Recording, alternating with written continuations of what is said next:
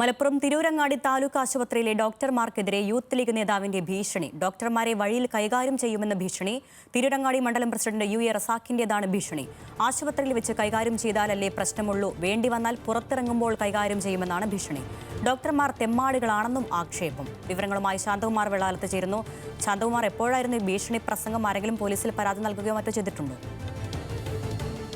ഇന്നലെയാണ് യൂത്ത് ലീഗിന്റെ നേതൃത്വത്തിൽ ആശുപത്രിക്ക് മുന്നിൽ ഡോക്ടർമാരുടെ അനാസ്ഥയാണ് ആശുപത്രി എന്ന് പറഞ്ഞുകൊണ്ടുള്ള ഒരു ഉപരോധ സമരം സംഘടിപ്പിച്ചത്. ഉപരോധ സമരത്തിലാണ് ഈ UA റസാഖ് ഇത്തരത്തിൽ ഡോക്ടർമാരെ കൈകാര്യം ചെയ്യുന്നു എന്ന് പറഞ്ഞുകൊണ്ടുള്ള പ്രസംഗവും നടത്തിയത്.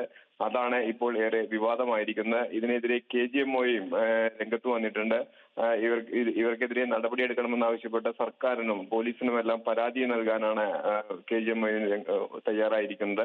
എന്തായാലും ഇത്തരത്തിലുള്ള ഒരു പ്രശ്നം ഏറെ നാളായി അവിടെ രാഷ്ട്രീയ പ്രശ്നമായി നിലനിൽക്കുകയാണ്. ഈ ആശുപത്രിയിലെ ഡോക്ടർമാരും അതുപോലെ തന്നെ പ്രാദേശിക പ്രതിപക്ഷ സംഘടനകളുമായി അത് തീർത്തും അവിടുത്തെ പ്രാദേശിക പ്രശ്നമാണ് എന്നാണ് അറിയാൻ കഴിയുന്നത്. ഇതാണ് ഇപ്പോൾ ഡോക്ടർമാർക്കെതിരെയുള്ള ഒരു കൊലവിളിയായി കൂടി രംഗത്തെത്തിയിരിക്കുന്നത്. അത് യൂത്ത് ലീഗിന്റെ മണ്ഡലം പ്രസിഡന്റ് തന്നെയാണ് ഇത്തരത്തിലൊരു കൊലവിളി പ്രസംഗവുമായി ഇപ്പോൾ വന്നിരിക്കുന്നത്. അരണ്യം.